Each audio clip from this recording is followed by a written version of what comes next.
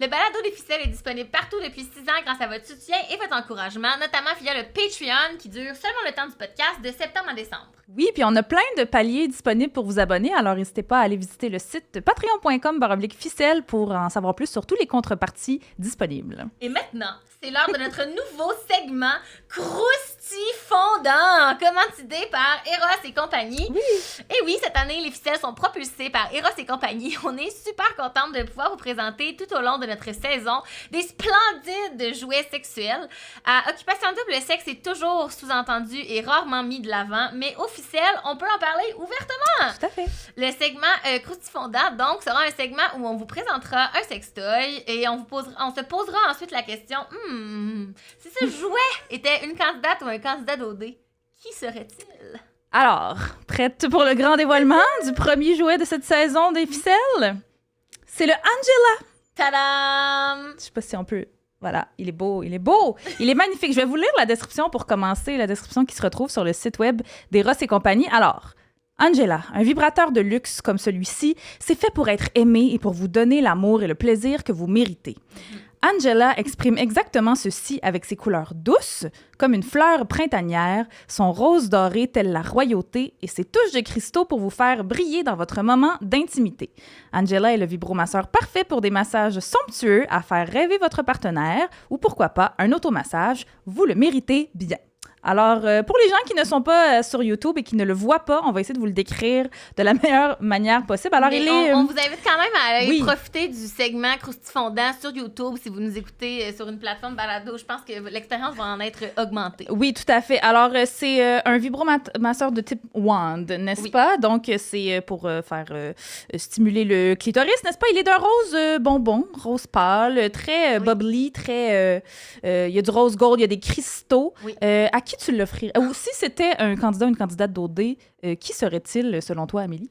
Ben, qui serait-il et à qui je l'offrirais? Dans les deux cas, ce serait à Céline, selon moi. Oui. D'après moi, Céline, elle aime ça quand même, le rose, Céline. Puis, ça fait bubbly comme Céline. Oui, c'est ça. C'est pétillant, ça fait bubbly. D'après moi, ça l'attirait aussi, une édition limitée, quelque Oui, chose c'est vrai, c'est une édition limitée. Puis là, il y a des petits cristaux, ça fait très queen. Ouais. Céline, c'est un peu notre queen de Moncton. On aime. Ouais. Donc, ce serait le sextoy qui personnifie...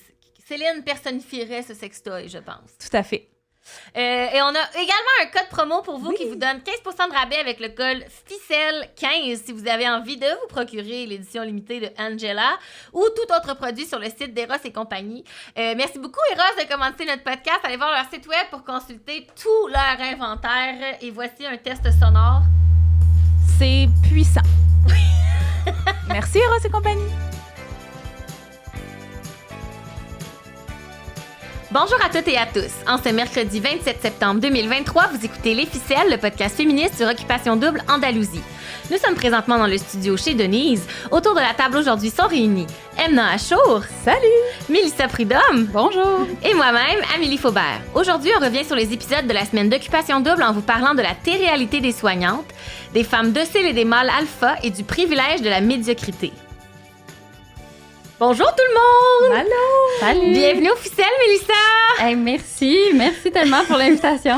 Ben, on est vraiment contente que tu sois avec nous aujourd'hui. En fait, quand on a constaté comme quand il y a eu la présentation des candidats, là, dès le début, on a constaté qu'il y avait plein de candidates cette année qui avaient des carrières dans le domaine du care. C'était comme évident qu'il fallait qu'on te reçoive au Ficelle pour en discuter. Pour celles et ceux qui ne connaissent pas Mélissa, en fait, elle est médecin dans le réseau de la santé et des services sociaux et co-créatrice du groupe de la communauté et du balado Les Soignantes qui s'intéresse aux enjeux féministes qui touchent notre système de santé. Puis il aurait pu être boss d'à peu près 12 des candidates cette année.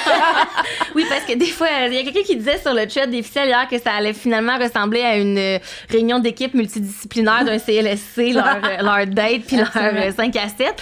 Fait que ça pouvait comme pas mieux fitter avec la saison d'OD. Avant qu'on se lance dans le vif du sujet des moments forts de la semaine, peux-tu nous parler, toi, de ton rapport à OD? Ben oui, écoutez, moi, je suis une grande fan d'OD, puis j'ai un rapport surtout de plaisir, là, tu sais, non coupable, même très assumé avec OD. J'ai écouté toute la première mouture, là, tu sais, de 2003 à 2013. pour le meilleur et pour le pire, surtout, là, je dirais, en rétrospective, avec tous ces messages d'hétéronormativité et franchement pas très féministes et diversifiés, qui sont comme blastés à mon petit cerveau d'adolescente et de femme en développement, mais je n'avais pas repris à la deuxième mouture avec Jay, en fait. Puis là, j'essayais de trouver le pourquoi, parce que c'était pas très cohérent là, avec mon histoire personnelle. Mais en fait, c'est qu'en 2017-2018, c'était ma dernière année de spécialité médicale. Donc, il y a un gros examen à la fin, le Collège Royal, rien de moins. Fait que c'est comme chaque minute de mon temps libre était dédiée à l'étude. J'avais autre chose à faire que regarder du sexe tantrique. Alors, j'avais comme pas rembarqué. Et là, en mars 2020, il y a comme une pandémie qui a frappé le monde. Alors, c'est là que, finalement, j'ai écouté les OD Afrique du Sud sur le net. Là, ils étaient tous là. Okay. Fait que j'ai binge-watché ça. Ça a pas pris 3 secondes et demie que ma dépendance a rembarqué. Puis là, je dirais comme avec un regard un peu plus mature, un peu plus sociologique sur la chose, mais toujours avec beaucoup de plaisir. Oui. Ah, OK. Très intéressant. Ouais, merci. Merci d'être là, mais on se lance-tu dans les meilleurs moments de la semaine? Je pense que ça toujours scolaire, qui prend beaucoup de notes. Vas-y. Beaucoup de notes prises cette semaine et beaucoup de notes prises dimanche aussi. Il est arrivé beaucoup d'affaires, les ficellos sur notre fil de discussion pourraient en témoigner. Alors, there's a lot to unpack, comme dirait l'autre. Là, on dirait que j'aurais pu écrire 114 chroniques avec tout ce qui s'est passé. Entre obsession pour la grandeur des candidats, autant les filles que les garçons, là, quand les nouveaux gars ont fait leur entrée, que l'insécurité évidente des garçons. Je cite, je bench plus que toi. Le faux accent espagnol que se donnent Fred et Ailcia quand ils nomment des villes en Espagne, ça, faut que ça cesse. Il y avait beaucoup de choses, OK? Il y avait beaucoup de choses. Joannelle qui a dû expliquer à Marie-André qui était Malcolm X.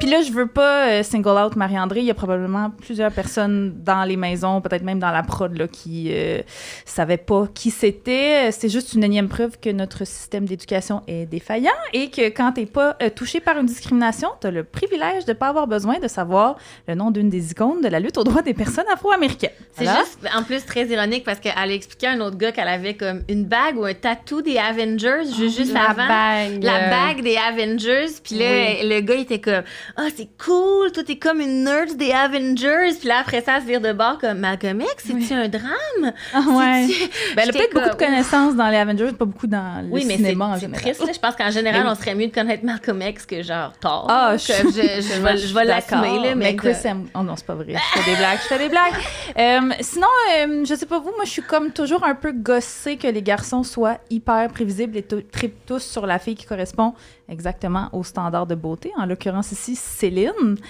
Sauf que moi aussi, je trippe sur Céline, par exemple. Sûrement pas pour les mêmes raisons que les garçons, là, mais je sais pas si vous vous souvenez, au début de la semaine, Marie-André, justement, communiquait ses doutes par rapport à ses intérêts pour les gars autour de la piscine, par rapport au fait qu'elle était pas super à l'aise dans les dates.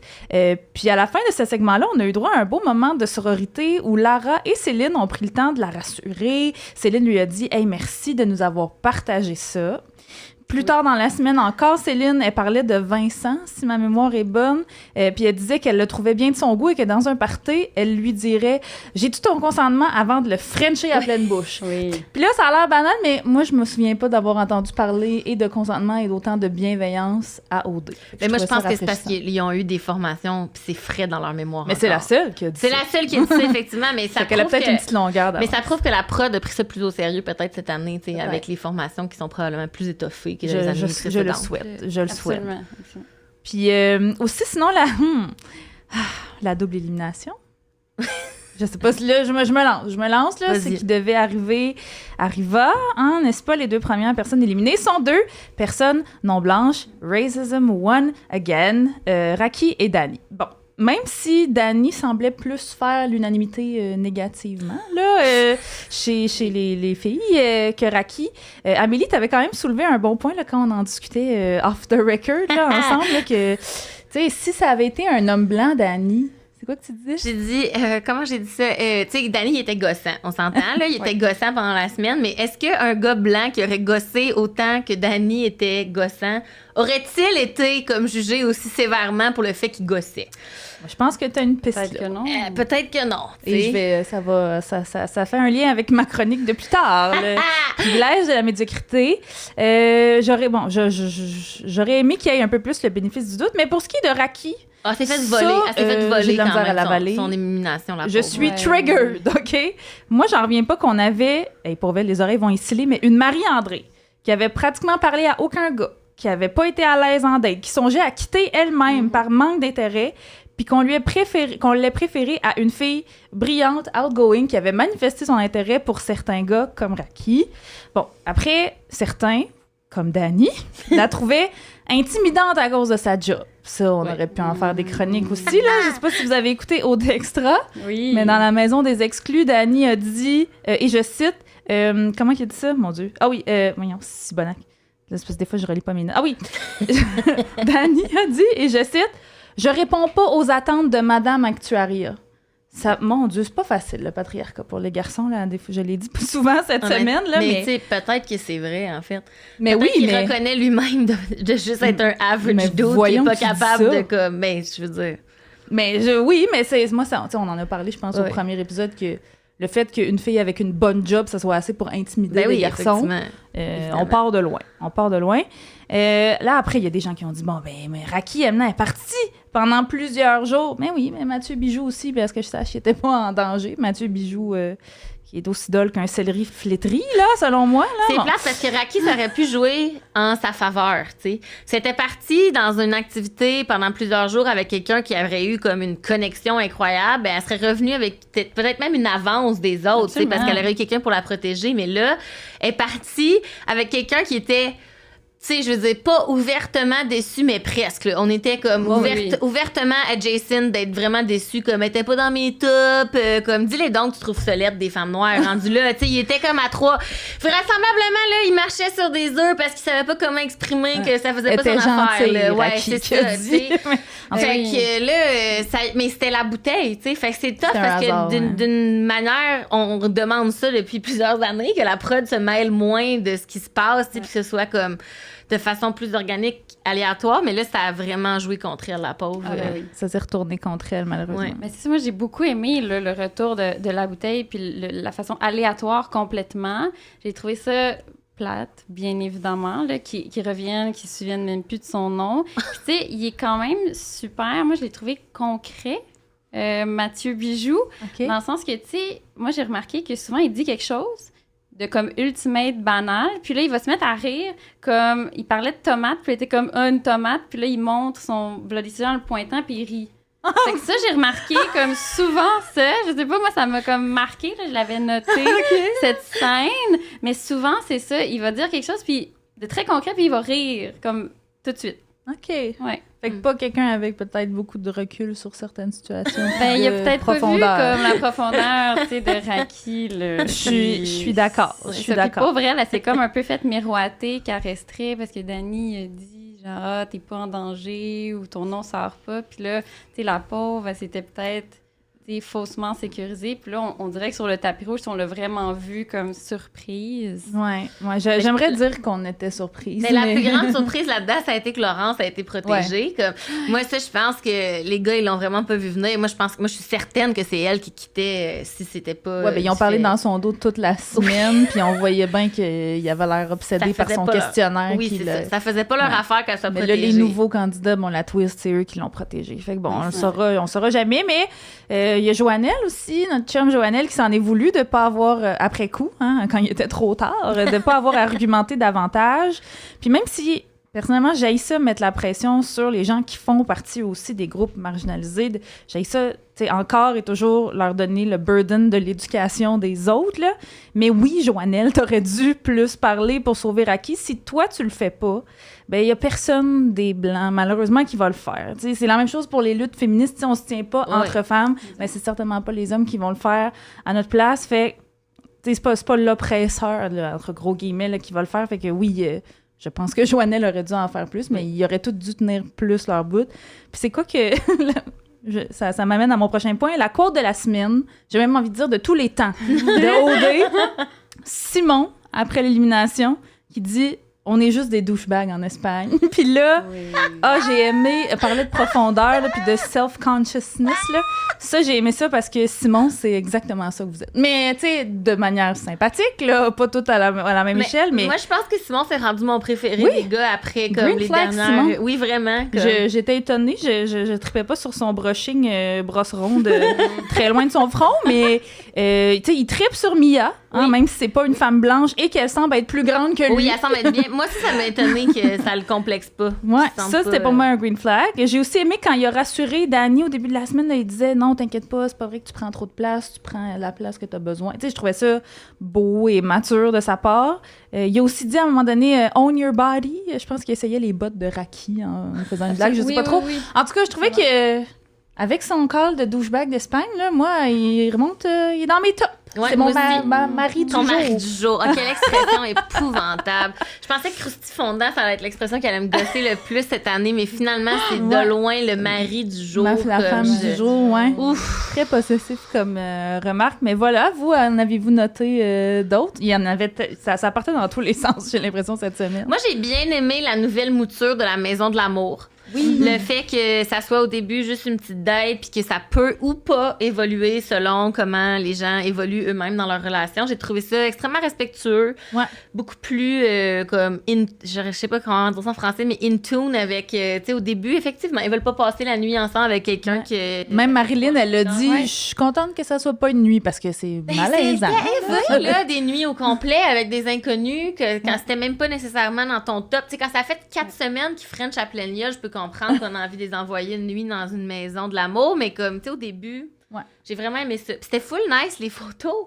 Ouais. Le petit concept de photos de leur... j'ai l'impression que, de leur photo d'enfant, je sais pas si ça vous a marqué aussi pendant le 5 à 7, mais j'ai l'impression qu'on n'a jamais entendu autant de conversations comme vraiment sur leur goût. Oui. Sur leur vie, leur goût, leurs intérêts. Comme j'avais l'impression, comme autant que ça peut être comme profond, des conversations au dé, mais j'avais l'impression que ça allait un peu plus loin. En tout cas, moi, c'est la première fois que j'entendais parler de Malcolm X. Là, comme... Oui.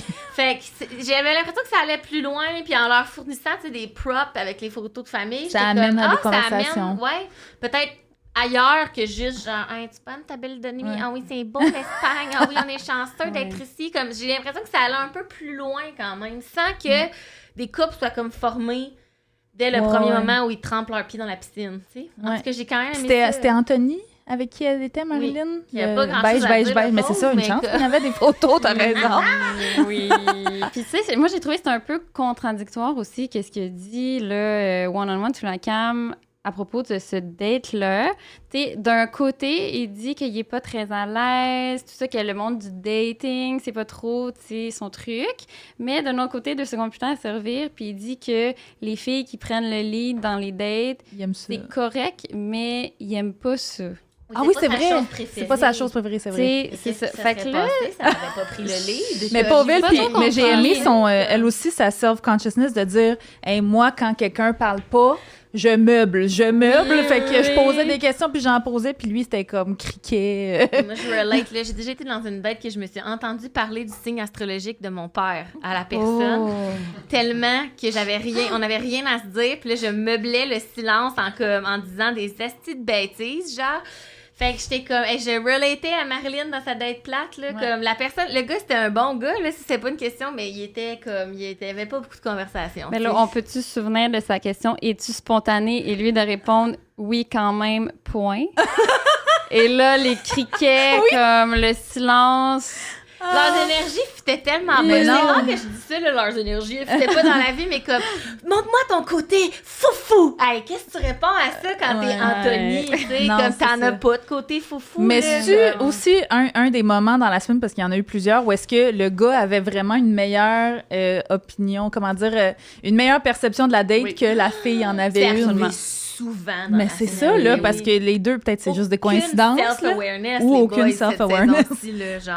Fait que, lâche pas, Anthony. Moi, j'avais l'impression qu'avec la nouvelle mouture de Monsieur, Madame, Tout le monde d'OD cette année, le retour après les années d'influenceurs, influenceuses, qu'Anthony aurait sa place.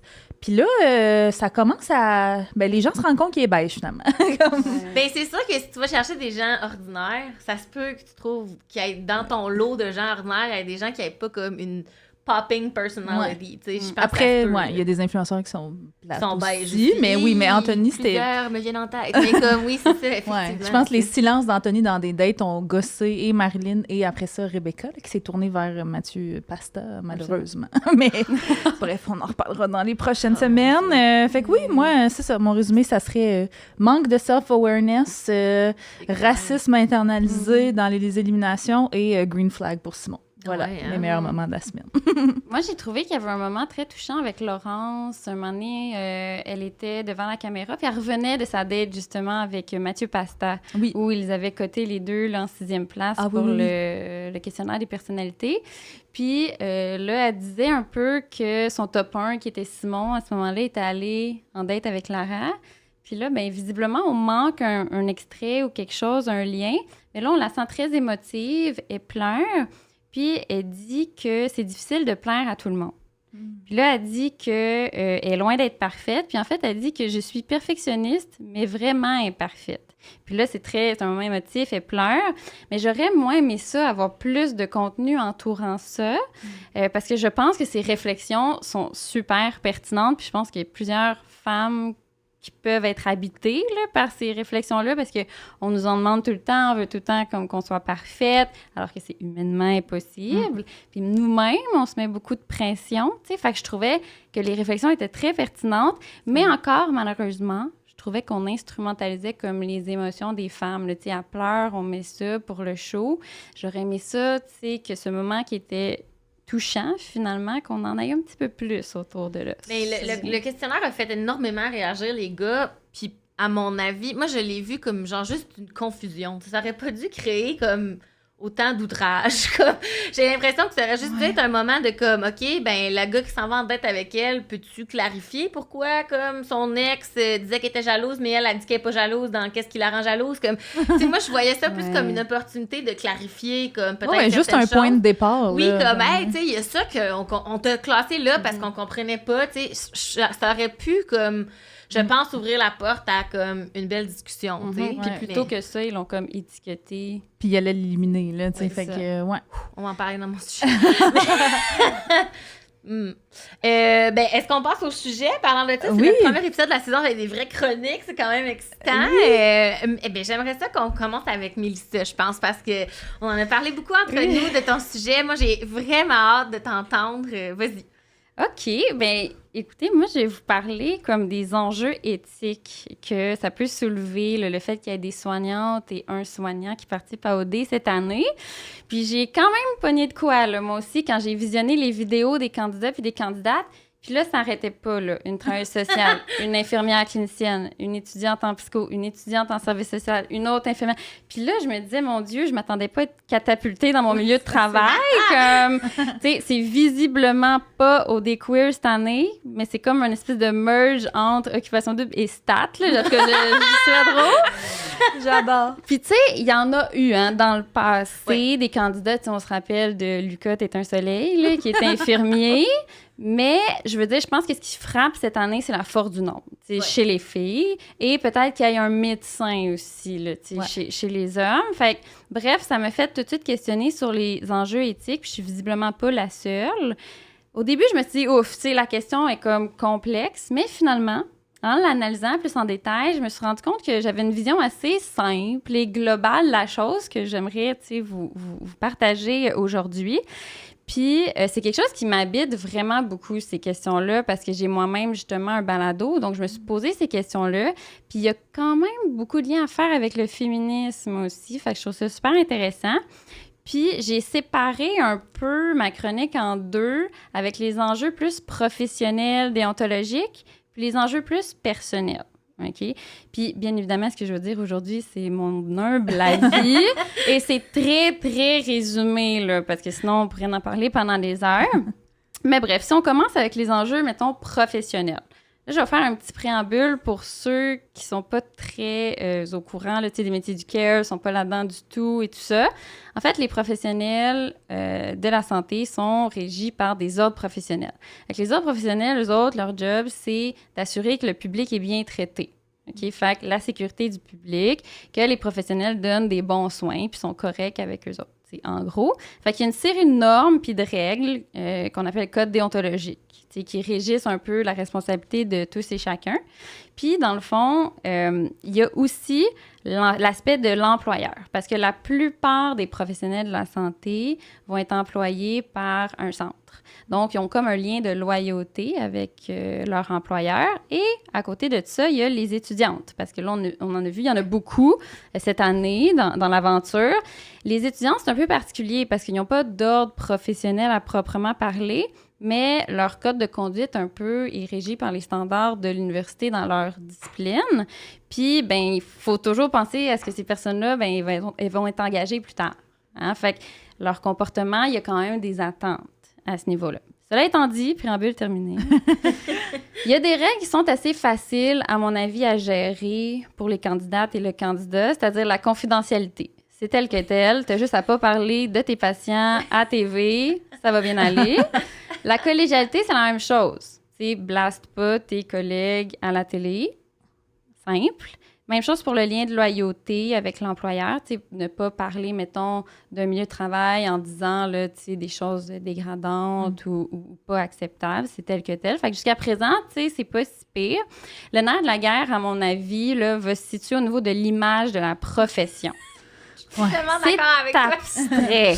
OK. Fait que ça, là, si on peut résumer, l'image de la profession, c'est un peu comme les valeurs véhiculées par une profession. Par exemple, le Collège des médecins du Québec et l'Ordre professionnel des médecins vont véhiculer le respect, la collaboration, la rigueur, l'intégrité, des choses comme ça. Et là, t'es à la télévision dans un jeu de séduction. L'affaire avec ça, c'est que les valeurs te suivent, même à l'extérieur de ton milieu de travail. Par exemple, quand moi, j'avais voulu faire le balado, initialement, j'avais appelé le Collège des médecins pour être sûre que, tu sais, je faisais tout dans les règles de l'art. Et c'est là qu'ils m'avaient dit, ben, c'est même dans un balado, ces valeurs-là te suivent. C'est même à l'extérieur de l'hôpital. Donc là, avec OD, un peu plus complexe. Mais je me suis dit, est-ce que c'est, de manière consciente, une façon pour la production d'éliminer tous les enjeux d'intimidation, de violence relationnelle, parce qu'en sélectionnant des candidats puis des candidates qui doivent véhiculer des valeurs qu'on aime bien dans la société... Ils sont sûrs qu'il n'y en ait pas.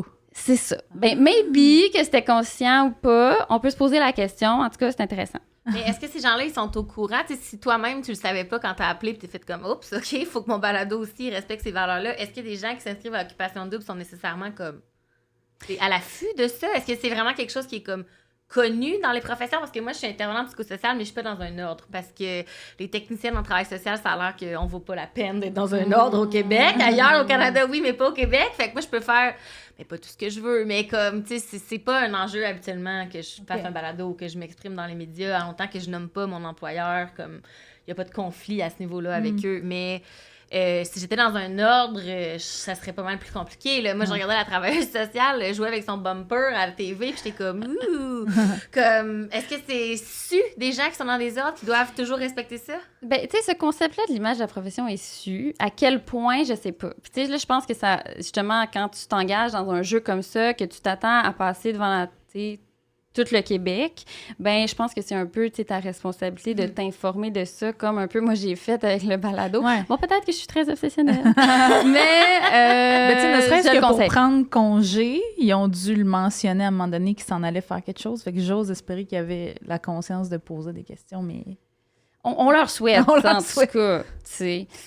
Puis un autre élément à garder en tête par rapport à ça, puis je vais faire un lien avec Céline, c'est de ne pas engager ta responsabilité professionnelle. Elle n'a pas fait des calls de même, ben là, deux fois. On peut comprendre que c'était à la blague. Là. 2 fois, elle a fait ça au tapis rouge, puis en voyage, de dire comme infirmière, tu viendras nous voir si tu te blesses ou s'il y a quelque chose. OK. Tu sais, c'était dit en blague, bien évidemment, mais là, il ne faudrait pas que ça devienne une réalité. C'est ça, faut pas faire ça. Ben, je le conseille pas du tout. Il y a des gens probablement dans la production ou autour que leur job, c'est de faire ça. Là. Okay. Bon, bien évidemment, s'il y a quelqu'un qui se pète une crise de cœur live, tu sais, on a un devoir d'agir là, comme dans l'urgence. Tu sais, il faut faire quelque chose. Mais tu sais, si c'est un moment non urgent dans une conversation, tu sais, j'éviterais de donner des conseils. OK. Mettons. Sur les réseaux sociaux, actuellement, ce que j'ai vu comme enjeu par rapport à Samy, c'est plus des besoins populationnels d'accès aux soins. Il y a des gens qui disent « Samy devrait être dans un hôpital en train de soigner du monde à place que d'être dans une aventure jeu de séduction. » Là, je comprends pourquoi les gens disent ça. Par exemple, moi, je trouve que c'est un terrain glissant de dire ça parce que, à mon avis, ça amène beaucoup, tu sais, les stéréotypes, je veux dire, conservateur, passéiste, tu sais, cette espèce de piège de la vocation, là, tu sais, que quand t'es un soignant, une soignante, c'est ça ta vie. Ouais. Puis, tu sais, on se rappelle que la médecine, la religion, jadis, il y avait des liens comme très étroits. Fait que, tu sais, le dévouement pour l'affaire, bref, comment dire patriarcal sans dire patriarcal, mais je pense que de manière contemporaine, il faudrait comme humaniser les métiers du soin. Puis, tu sais, les soignantes puis les soignants, c'est des experts, des expertes dans leur champ de compétences. Ce sont des humains, c'est pas des robots. Puis, comme si on met le travail trop au centre, trop de dévotion, bien, allô, le burn-out, là, comme à mon avis.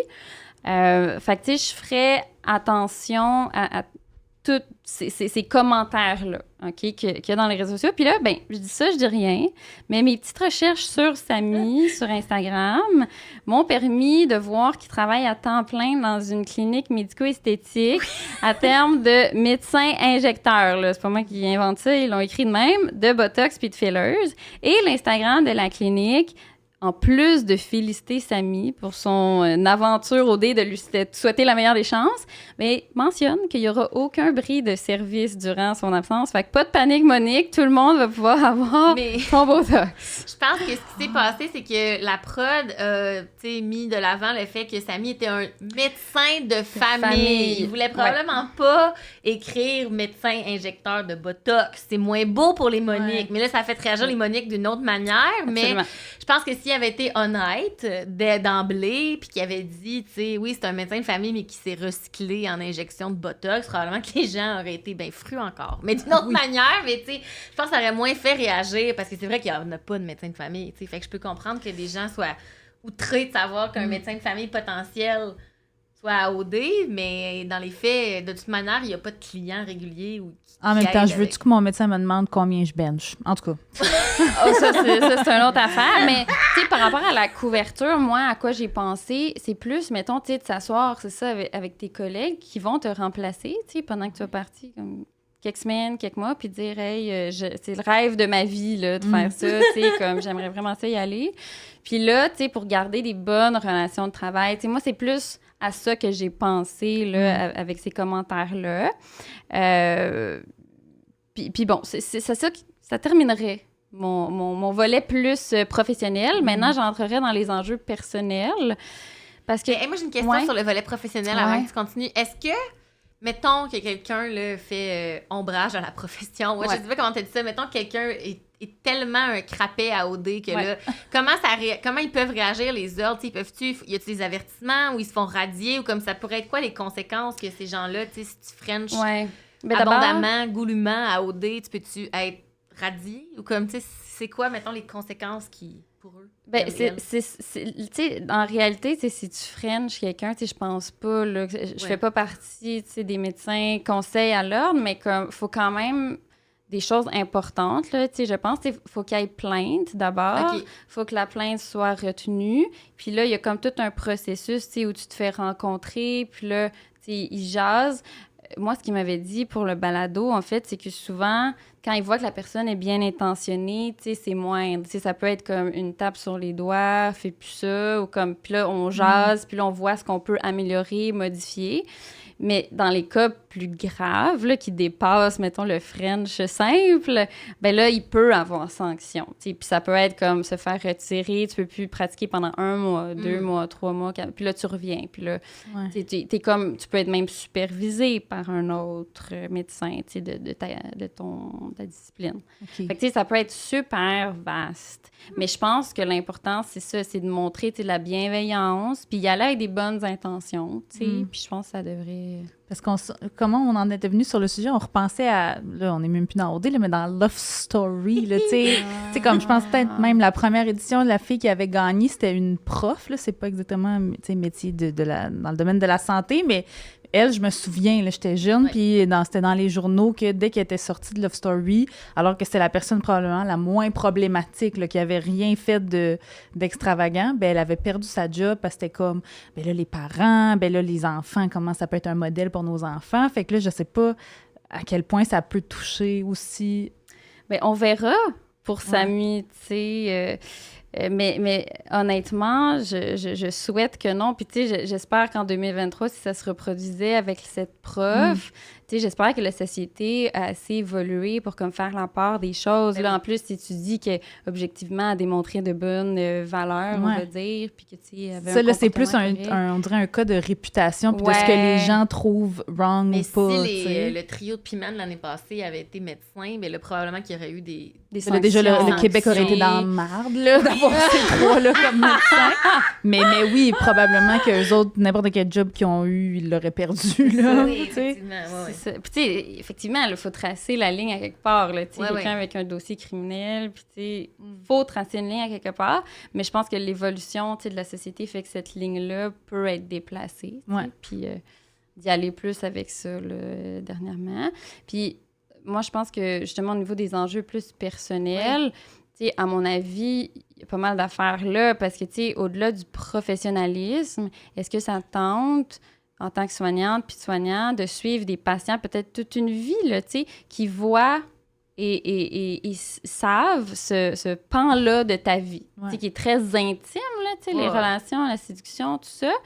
Puis, tu sais, je pense qu'il n'y a pas de bonne ou de mauvaise réponse par rapport à ça. C'est juste qu'il faut être comme conscient des conséquences, mais, tu sais, mettons, moi, j'avais beaucoup pensé avec le balado Les Soignantes, puis tu sais, je m'étais dit que j'étais bien à l'aise que, mettons, si mes patientes tombaient là-dessus, bien qu'ils disent « Ah, ben mon médecin pratique un féminisme intersectionnel. » Tu sais, moi, j'étais bien à l'aise avec ça.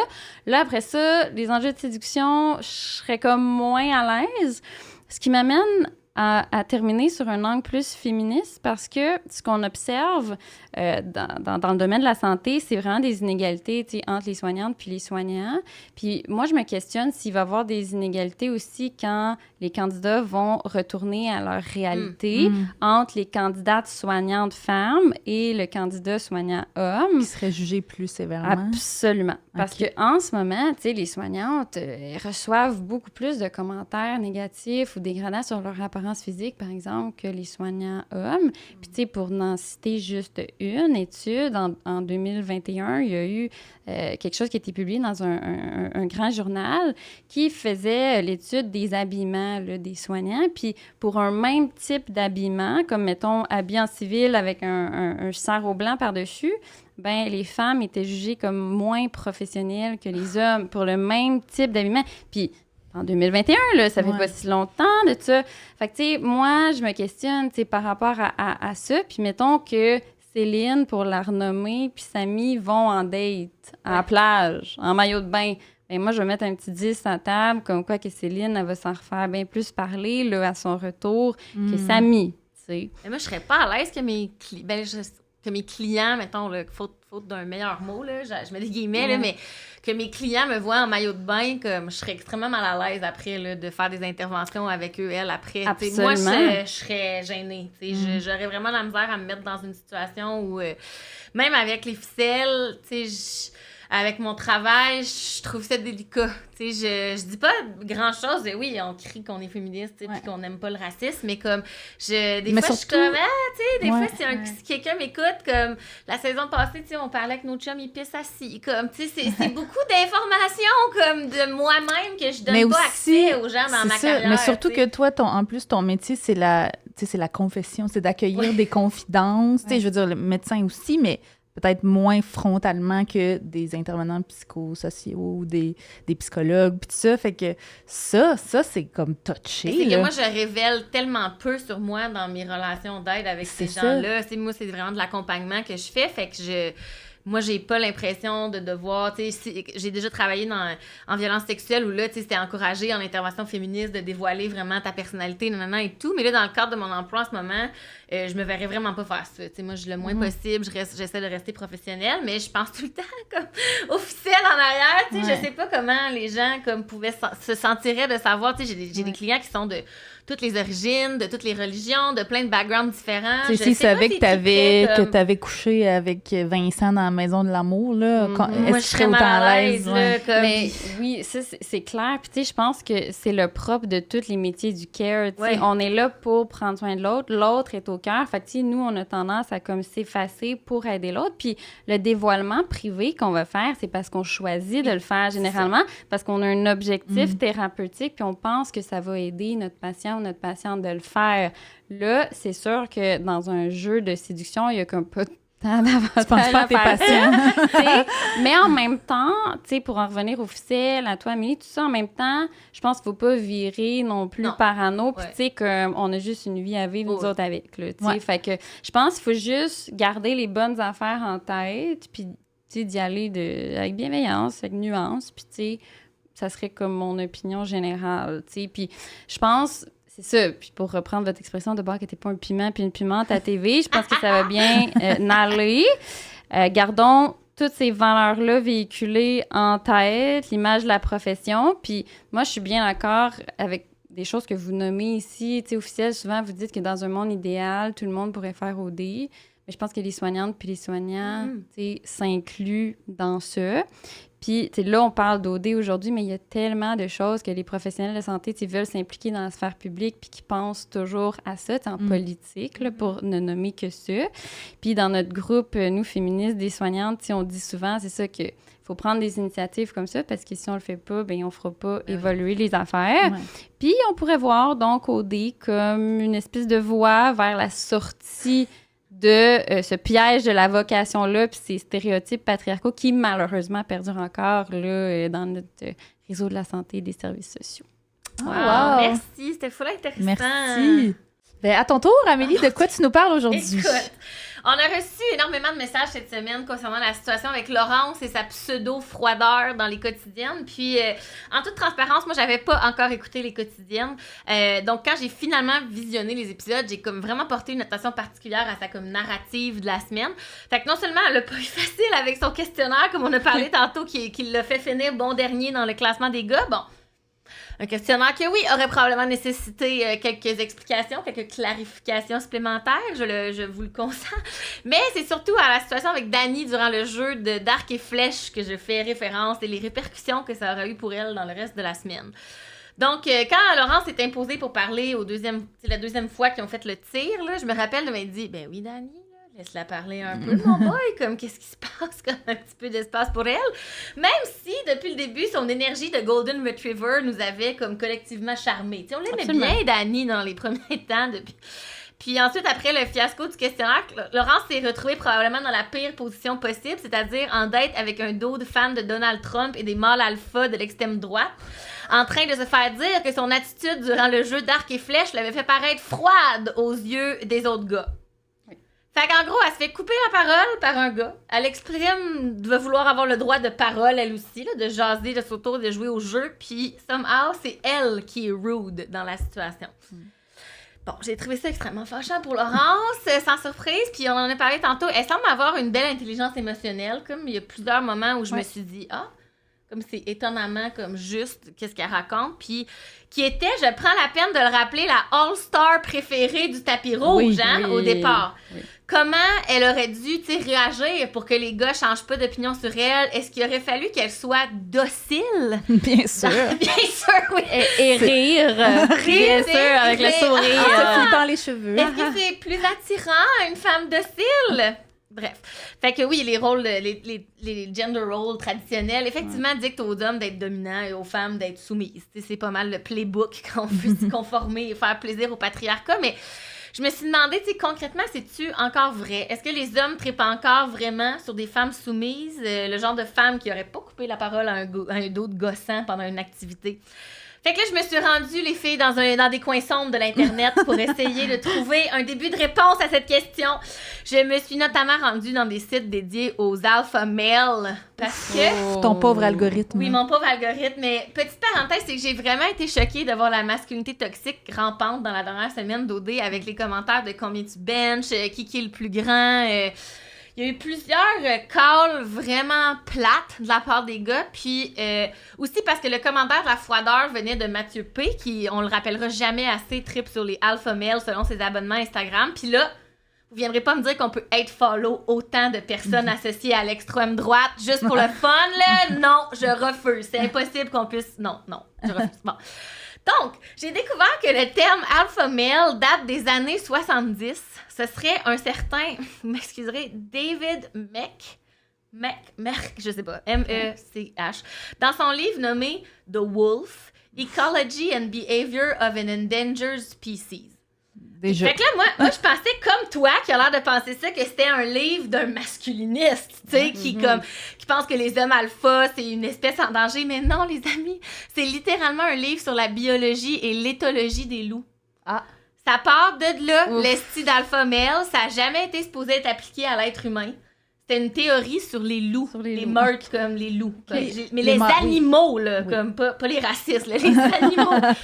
Il y a un autre scientifique, un primatologue, qui a comme évoqué dans une entrevue dans les années 80 que, peut-être les observations qu'il avait faites sur les singes pouvaient potentiellement être transposées aux humains, puis là, bam! Ce n'est pas une clap pour notre monteuse, c'est juste moi qui fais un effet de son. Les hommes ont récupéré ce terme-là. J'imagine, probablement parce que la comparaison avec le loup, ça les titille plus que celle du singe. Alors, je sais vraiment pas. Puis ensuite, il y a eu l'apparition des pick-up artists dans le dating, qu'on a déjà parlé officiel. Là. Fait que le terme a comme refait surface avec virulence. Donc, un mâle alpha, en gros, c'est quelqu'un qui est dominant, arrogant, compétitif, grosso modo, pas un humain d'une excellente qualité. Le genre de gars que tu unmatches assez vite sur Tinder.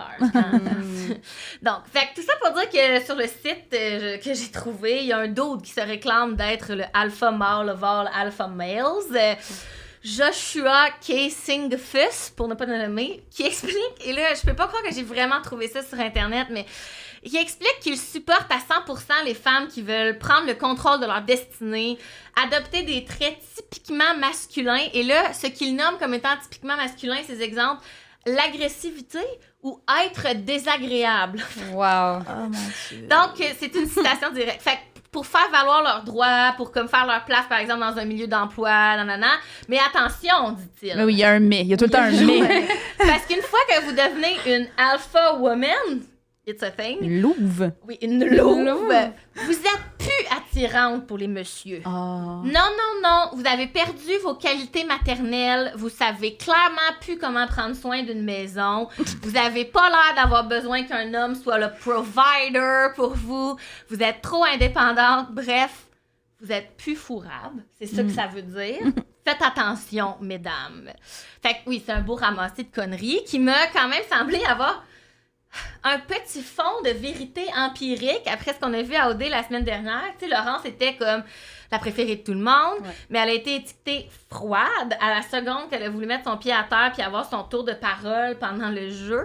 Là, j'ai comme prononcé petit fond de vérité empirique avec beaucoup d'hésitation, mais j'aimerais quand même vous dire que dans mes recherches, j'ai trouvé aucune étude sérieuse qui aurait pu démontrer un quelconque bien fondé aux théories des alpha males. Fait que ça, c'est la bonne nouvelle. Bien évidemment. Mais c'est décrié partout comme étant absolument de la merde. Mais pourtant, leur discours est super toxique puis dangereux, puis ça se répand à une vitesse folle sur les internets. Ils ont des millions d'adeptes, on le sait, comme moi, ça me fait capoter. Puis je pense sincèrement que ces idéologies-là se sont peut-être un peu intégrées dans l'approche de certains candidats de cette cohorte d'OD. Puis pas juste avec Mathieu P, là, comme ben des gars qui avaient l'air très insécures de leur masculinité puis qui avaient l'air de vouloir prouver que, tu sais, c'est eux qui benchaient le plus, là. J'espère que je me trompe, mais j'ai comme l'impression que peut-être que cette année, la masculinité toxique va être une autre nouvelle candidate d'OD Andalousie. Ouh! une autre twist inattendue. J'espère vraiment que dans quelques semaines, je vais pouvoir dire genre, je me rétracte, j'avais tort, ils sont wholesome, mais c'est ça. Après, une analyste en actuariat trop intimidante pour les gars des messieurs, pour les go des petits messieurs. Ouais. Une fille qui voudrait parler sans être interrompue, qui est maintenant la reine de la froideur, semaine 2. Le tout sous fond de qui bench le plus. Et Noé Fred, il l'a dit dans OD Extra, c'est lui qui bench le plus. Absolument réglé. Mais tout ça, ça m'a aussi fait penser, là, ma chronique est un peu chaotique, les filles, là, ça s'en va un peu partout, mais ça m'a aussi fait penser au mouvement des trad wives. Je sais pas si vous avez vu ça. C'est un trend, dare I say, étrange de l'Internet, où des femmes revendiquent le droit d'être soumises à leur mari et adoptent un style de vie des années 30, 40, 50. Puis, en faisant des petites recherches, j'ai découvert, avec un peu de surprise, mais que c'est un mouvement qui est associé, évidemment, à l'extrême droite et aux suprémacistes blancs, qui sont, là, c'est un article de The Guardian que je vous traduis rapidement, là, qui sont extrêmement en faveur avec l'idée que les femmes blanches se soumettent à leur mari blanc et fassent le plus de bébés blancs possible. Oh mon Dieu, ça fait peur. C'est terrifiant! Fait que ça me fait penser à ça parce qu'après ça, je me disais, faut jamais oublier que, tu sais, ce qui a l'air peut-être pas trop pire de prime abord, et qu'il y ait un gars qui voudrait que sa blonde soit effacée, silencieuse, qu'elle parle pas par-dessus un autre gars, ben c'est jamais complètement inoffensif au final. Ça a toujours des racines patriarcales, racistes, etc. C'est jamais juste désintéressé qu'un homme souhaite que Laurence parle pas par-dessus lui. Oui, puis tu sais, je sais que tu as espoir de te rétracter, là, mais moi, je pense que non seulement c'est en tous les candidats d'OD, c'est en tous les hommes, point. Même de Guy Next Door, même. Parce que comme dans plein d'affaires, si t'as pas fait l'effort de le déconstruire, it is there. On a été socialisés comme ça, fait que oui, si tous ces garçons-là n'ont jamais suivi de thérapie ou n'ont jamais écouté un podcast féministe de leur vie, c'est là quelque part en eux. Ce mouvement-là dont tu parles, Amélie, il a été créé par les femmes, dans le fond, le deuxième? Moi, j'ai vraiment de la misère avec TikTok, là, fait que j'écoute des reels sur Instagram, sur genre Facebook comme 12 mois après tout le monde. Des reels sur Facebook! Oui, c'est gênant. J'assume mon côté vraiment ma tante avec TikTok. J'ai bien de la misère. Puis j'en ai vu quelques-uns. Là, au début, ça a commencé par une espèce de mouvement de genre homestead, là, les gens qui veulent tout faire à la maison. Puis ça, moi, je trouve que c'est magnifique, là, c'est merveilleux, comme c'est le retour aux sources. Oui, le retour aux sources. T'sais. Mais ça va comme plus loin, là. C'est genre des espèces de vidéos où la femme est comme, là, mon mari est parti, là, je repasse sa chemise, puis genre, je parle pas à aucun autre homme parce que l'homme, mon mari, c'est lui le dominant, puis genre, si je suis pas avec lui, genre, je sors pas de chez moi sans être accompagnée de mon mari. C'est vraiment comme... C'est comme l'anti-révolution, l'anti-progression. Puis là, c'est comme, là, dans l'article de The Guardian, tu sais, les femmes disaient, ouais, mais là, c'est ça, le féministe est rendu tellement loin que moi, je peux choisir de pas être féministe. Puis là, c'est comme, so close, so far. C'est comme un peu compliqué. Genre, jamais je vais juger, tu sais, mais il y a souvent des féministes qui sont complètement à côté de la plaque avec les femmes voilées, tu sais, mais comme là, ça, j'ai l'impression que c'est vraiment un autre débat. Là, oui, non, c'est un autre... Tu sais, je suis comme, ça me confronte. Ben, surtout les bébés blancs, là, tu sais, si on avait un doute, les bébés blancs confirment que... Surtout parce que ça vient de, comme, ça part d'une essence extrêmement, comme, raciste, là, fait que... Wow. Mais oui, c'est ça. Fait que cette chronique, c'est aussi un prétexte pour vous dire que les femmes, ben, on peut jamais gagner. Comme tu disais hier, Emina, les femmes ont juste zéro marge de manœuvre. C'est damn if you do, damn if you don't. Si elles ne veulent pas se faire étiqueter comme indésirables dès le début. Alors que j'ai trouvé, vous me direz si vous avez trouvé ça aussi, que les candidates sont extrêmement généreuses avec les gars. Comme elles leur pardonnent leurs mauvaises premières impressions, elles leur donnent multiples chances de prouver leur valeur puis leur qualité. Comme ça m'a vraiment fait sursauter. Même dans des dates extrêmement plates, sont comme...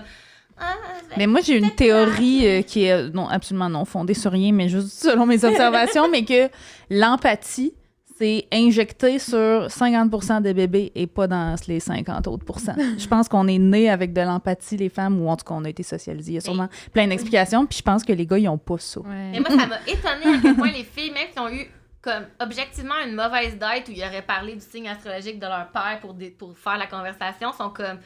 Ah, mais dans le fond, tu sais, on verra où ça va aller, on pourrait lui donner une autre chance. Tandis que Laurence est arrivée comme... Tu sais, la séquence avec Laurence, ça dure quoi? Comme même pas une minute, là, cette affaire-là. Puis elle se serait faite sans aucun doute éliminée si elle n'avait pas été protégée. À cause d'une demi-fraction puis d'un questionnaire peut-être mal rempli, là, comme le coup près est tombé. Après, un autre niveau, comme un peu Inception méta, là, mais de Mais Marie-André, on lui a donné un bénéfice du doute. Oui. On a manifesté un minimum d'empathie envers elle et son potentiel, mais pas la femme noire, pas Raki. Fait que c'est comme, même là, il y a des hiérarchies d'empathie. Ben oui, puis tu sais, on a été socialisés à avoir l'air intéressé à l'autre en tout temps. Pour le aussi, protéger. C'est ça, à des fins que l'autre se sente bien. C'est un peu notre job, nous, les femmes, de faire en sorte que les autres autour de nous se sentent bien. Là. Fait que Il y a je peut-être pense ça que doublement dans les femmes du care, là, tu sais. Peut-être, c'est ça que je suis en train de me dire Ben moi oui. aussi en faisant ça, parce que peut-être que c'est parce que c'est des femmes qui sont tellement habituées de... C'est leur job, C'est leur ouais. job, fait qu'ils vont donner ben plus de chance à des gars insipides, tu sais, Ça se pourrait. je sais bien pas. Mais oui, pour conclure, l'histoire de Laurence est vraiment venue me chercher parce que, ben moi, je suis une femme grosse qui parle fort, qui a jamais demandé à personne avant de donner mon opinion, puis j'ai jamais eu peur, tu sais, ça me faisait vraiment penser l'affaire de Laurence en assemblée générale, là, c'est un throwback à 2012, mais tu sais, quand on allait au micro faire des speeches, puis que là, les gens étaient comme, ah, vous êtes trop intense, puis là, un militant, monsieur, allait dire la même chose au micro, puis là, ouais, Vu qu'il y a un quelle bonne fedora, idée! c'est Là, correct. c'est comme tellement fâchant de regarder ça se dérouler, tu sais. Puis ben, ça fait longtemps que je le sais, en fait, que je suis moins attirante pour beaucoup d'hommes à cause de mon franc-parler, puis à cause de comment je suis, puis on me l'a fait savoir aussi, tu sais, les gars se gênent pas de le dire, mais j'en suis au point dans ma vie où ça fait vraiment mon affaire. Ben oui, Tu sais. ça fait un petit tri. C'est ça, je souhaite à toutes les Laurences de ce monde qui n'ont pas envie que des gars parlent par-dessus elles quand c'est leur tour de parler, Chris, de continuer de mettre leurs limites, quitte à avoir l'air froide, parce que de toute façon, t'as-tu vraiment envie de dater un gars qui se sent menacé dans sa masculinité parce que c'est ton tour de parole? Nope! No, on veut pas ça. Et qui se rappelle plus de ton nom. En Oui, en plus. plus. Hey, Rachid. Moi, Quel j'en suis bon, revenue en plus. quel bon lien vers ma chronique. Avais-tu Oui, terminé, ben oui, Amélie? j'ai absolument Merci terminé. pour ta J'ai chronique. très hâte qu'on continue de creuser encore plus profondément la médiocrité des hommes avec toi, Emna. Mon Dieu, je prends une grande respiration puis j'y vais. Alors, mesdames, ficellou, ficelloune qui nous écoutent, moi, quand je suis stressée, quand je suis anxieuse, parce que, par exemple, je commence un nouveau projet, que j'ai de la misère à dormir, que j'ai le syndrome de l'imposteuse dans le tapis, ce qui m'apaise souvent, c'est de me rappeler de la phrase suivante. Emna, what would a mediocre white man do? Traduction libre. Qu'est-ce que François Legault ferait? Alors, et pourquoi je me demande ça? Eh bien, c'est parce que les hommes blancs, j'ajouterais même cis hétéros, ont ce qu'on appelle le privilège de la médiocrité. Tu sais, eux, ils se le demandent pas s'ils sont assez qualifiés pour une job avant d'appliquer, s'ils sont assez intéressants pour une femme avant de l'aborder, s'ils sont assez intelligents, nuancés, pertinents pour se partir un podcast. Bon, j'ai eu l'idée, donc, de vous parler de ce sujet-là aujourd'hui en voyant à répétition pendant les épisodes d'OD de la dernière semaine les gars être, comme on l'a dit, incapables de se rappeler du nom des filles. Et ça peut sembler anodin peut-être pour des gens qui nous écoutent, mais moi, ça me gosse profondément. Ça a commencé avec Mathieu Bijoux, on l'a dit, qui a son retour de voyage de 4 jours, on le rappelle, avec Raki à Valence, n'arrivait pas à se rappeler de son prénom. Et puisqu'il l'a dit à plusieurs reprises que Raki était gentille, avec des guillemets, which is, selon moi, code for j'aimerais mieux me faire chopper le bout du gland à Fred que de la considérer dans mes tops. Mais je me suis... Je m'excuse, là, je drop des liners, là, mais ça fait longtemps que j'ai pas fait de stand-up, là, je suis en forme. Je me suis même demandé, et là, peut-être ça fait un lien avec ta chronique, Amélie, si le fait qu'il oublie son nom et donc qu'absolument aucun effort ne soit mis de son côté dans son lien avec Raki, soit dû au fait qu'il ne voit aucun potentiel de coucher avec elle. C'est sûr, en fait, c'est ça, mais c'est sûr! Bon, bref, tout ça, c'est un tout autre sujet qui pourrait mener à plusieurs chroniques à lui seul. Le fait que certains hommes ne respectent pas les femmes qu'ils trouvent pas attirantes ou, à l'inverse, qu'ils en viennent à détester les femmes qui les rejettent. Hein, on le sait, malheureusement, ça peut parfois même avoir des conséquences fatales pour ces femmes-là. #féminicide.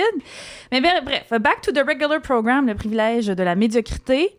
Combien d'hommes blancs cis hétéros vous connaissez qui peuvent se permettre, dans un contexte de job, par exemple, d'être paresseux, d'être bête, d'être pas à leur affaire, d'être parfois même violent, hein? C'est des humoristes ou des politiciens toujours en poste, même si des allégations d'agression sexuelle pèsent contre eux, et n'avoir absolument pas peur de perdre le dit travail. Hein? Ou dans une relation amoureuse, hein? Ou bien dans une relation familiale, tu sais... Un papa qui sait pas comment mettre la couche de son bébé, hein? Ah, ça, c'est cute, tu sais, il essaie, le pauvre. C'est une femme, savait pas comment mettre la couche de son bébé, le pire Ouais, mère terrible. sur la terre. Et là, on parle juste des possibles conséquences, là, entre gros guillemets, parce que ces conséquences n'arrivent pratiquement jamais, qui les affecteraient directement eux. Tu sais, là, on parle même pas de que leur médiocrité soit contagieuse, hein, que leur incompétence soit synonyme d'incompétence pour tous les hommes. Parce que ça, c'est un privilège aussi. Vous l'avez sûrement entendu souvent, hein? Un homme arabe commet un acte terroriste. Tous les Arabes sont des terroristes. Un homme blanc commet un acte terroriste. Ah, c'était un loup solitaire, un petit gars bien seul, un petit gars malheureux, tu sais. Exemple, Exhibit 150,000, le 6 janvier 2021, là, quand Washington était à feu et à sang. Je suis désolée, mais les pro-Trump qui ont pris d'assaut le Congrès des États-Unis n'étaient pas des protesters, comme on l'entendait aux nouvelles, c'était des terroristes. Oui. S'il y avait le teint plus basané puis du couscous dans leur boîte à lunch, on les aurait pas appelés des protesters. Hein? Fait que l'importance des mots, même chose dans les luttes féministes. L'humoriste, Catherine Levac, en mars dernier, était la première femme à animer le Gala des Oliviers depuis plus de 20 ans. Ça faisait plus de 20 ans qu'on n'avait pas reconfié le gala à une femme. Elle a été excellente, évidemment, sans surprise. Elle a même gagné le Gémeaux pour meilleure animation humour récemment. Mais pensez-vous vraiment qu'elle aurait eu le luxe de se planter? Non. Ben non. Pas non. du tout. Les humoristes Scandale. hommes blancs cis hétéros se plantent régulièrement, autant dans leur texte que dans leur non-maîtrise du concept de consentement. Hein? Et ils se font donner des tapes dans le dos constamment et des 2e, 3e, 58e chances systématiquement. Ouais. Puis je vous apprends rien si je vous dis que si une femme, une personne de la diversité de genre ou une personne BIPOC échoue, entre guillemets, it ruins it for all of us. Tu sais, Elkarna Talbi, que vous connaissez peut-être, qui est une slameuse, une poétesse, une comédienne de grand talent, qui est une Québécoise d'origine tunisienne. Si son nom vous dit quelque chose, mais on a reçu sa sœur, Inès Talbi, l'année dernière, officielle d'ailleurs.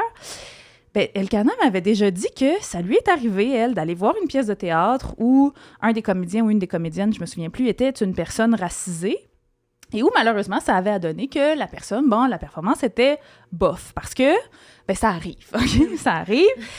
Et elle m'a dit, Emna, je me suis dit moi-même, oh non, là, ils vont penser que toutes les personnes racisées sont des moins bons acteurs et actrices et ça va m'enlever des opportunités à moi. Non, mais ça arrive. Puis elle a raison.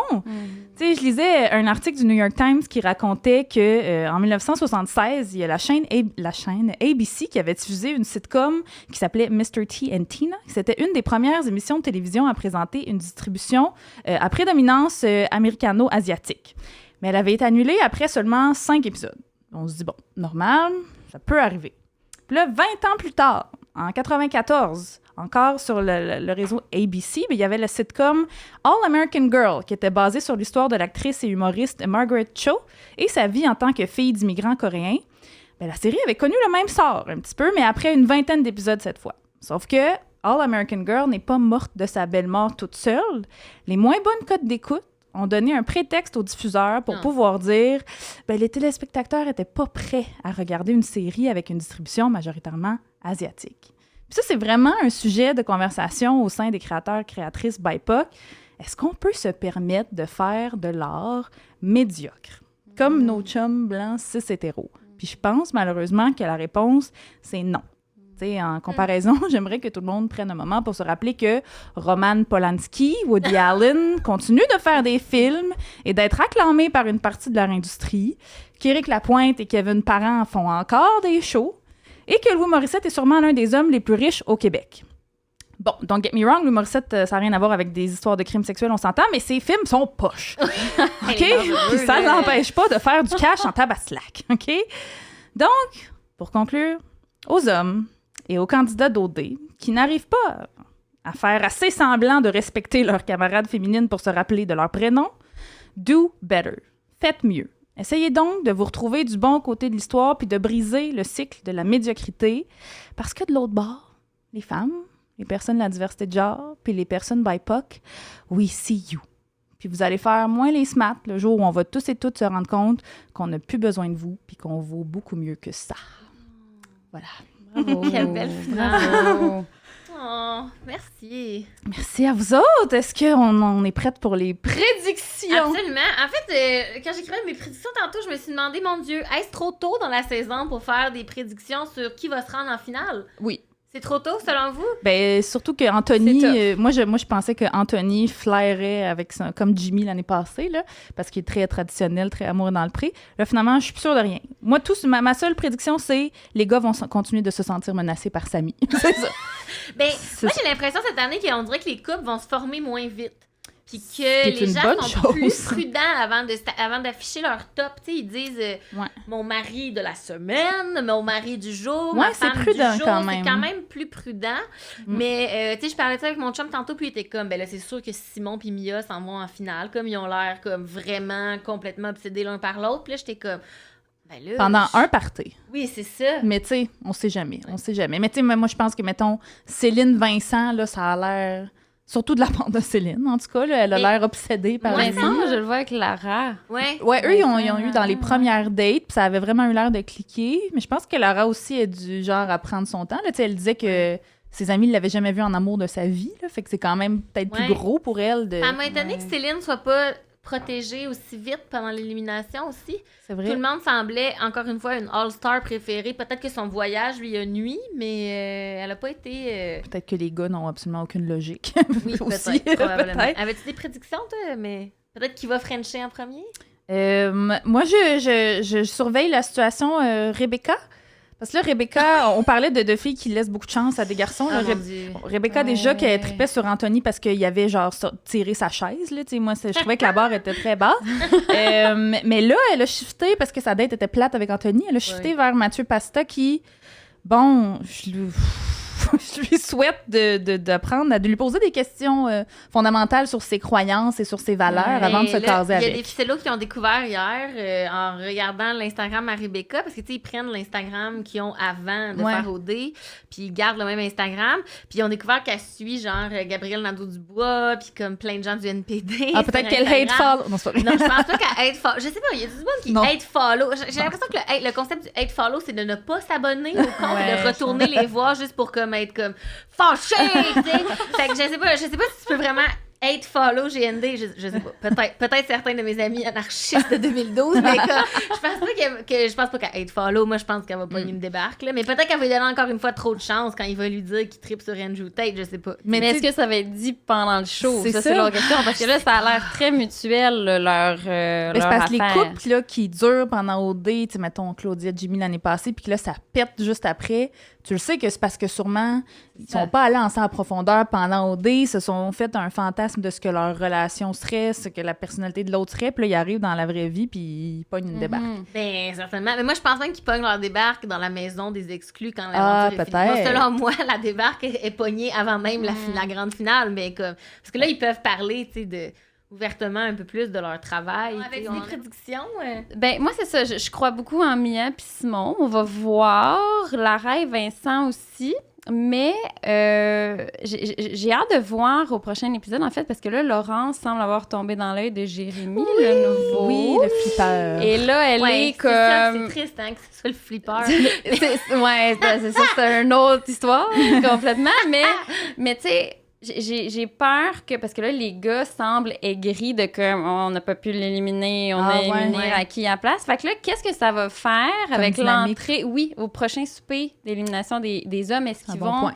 Est-ce que les gars vont comme tasser Jérémy vu que c'est comme le nouveau, puis là, son opinion va pas vraiment compter, ou ils vont continuer avec leur bro code de comme on en choisit. On va lui donner une chance. Si c'est sa girl, on va y laisser. Ouais, c'est une bonne question. Fait que moi, j'ai hâte de voir ça parce que ça pourrait donner une chance à Laurence, que Jérémy la choisisse. Mais ça serait ça pour mes prédictions, pour ma part. Yeah! Merci. Et avant de passer aux recommandations culturelles, on a quelques merci à dire à des nouvelles abonnés Patreon de la semaine. Veux-tu en dire avec moi ou tu... Vas-y, je te fais confiance. Alors, un grand merci à Alexandra Giroux, Mia Tazi, Leila Tazi, Martine Roby, Sandrine Jouy, Émilie Wake et François Loubert-Hudon. Merci beaucoup, Patreon. Oui, voilà. Mon nouveau terme. Recommandation culturelle? Oui, vas-y donc. J'y vais. OK. Alors, moi, ma recommandation, c'est la nouvelle série qui vient d'être lancée sur Nouveau, Après le déluge, je vous lis le synopsis. Maxime Salomon, une policière rebelle, prend sous son aile 4 jeunes au passé trouble, dont Dylan, une bad girl bourrée de charme. Pour leur éviter un casier judiciaire, Maxime les initie au MMA, un sport de combat. OK. Alors, la créatrice de la série, qui en est aussi la réalisatrice et la scénariste, Mara Joly, c'est une femme afrodescendante et la distribution est majoritairement composée d'actrices et d'acteurs BIPOC, pas connus du public en plus, ce que les diffuseurs sont toujours extrêmement frileux de faire. Alors, je prédis que ça sera très rafraîchissant. En fait, j'ai déjà écouté les 2 premiers épisodes et c'est très bon. Vous pouvez aussi rattraper l'entrevue que Mara Joly a faite à Tout le monde en parle dimanche dernier. Moi, je trouvais qu'elle s'était super bien exprimée malgré le fait que, comme à OD, ça a été super mal encadré et géré par les personnes blanches en position là-bas. Bref, puis je vais reprendre un peu les mots de Thomas Leblanc et Catherine Moreau qui avaient lancé en 2020 une pétition pour qu'il y ait un OD queer. Là, suivez-moi, ça se tient ce que je dis là. Parce que, il y a souvent des ressemblances, je trouve, entre les discriminations vécues par les personnes queer et par les personnes BIPOC et par tout autre groupe marginalisé, en fait. Je pense que la télé joue un rôle important dans l'éducation du public, souvent blanc, majoritaire, et que c'est avec des séries comme Après le déluge qu'on peut avoir des effets positifs sur la perception des personnes BIPOC dans notre société.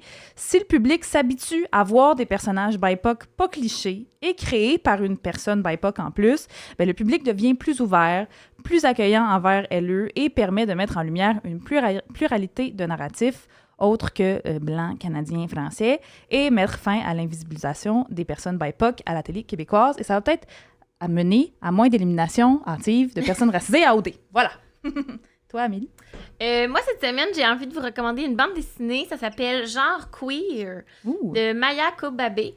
Avec tout ce qui s'est passé dans les dernières semaines, là, on sait les attaques contre les communautés trans non-binaires, les manifs dégueulasses. Je pense que c'est vraiment important pour les personnes cisgenres de continuer à s'éduquer justement sur les enjeux LGBTQ+, sans que le fardeau retombe constamment sur les épaules des personnes, des principales concernées.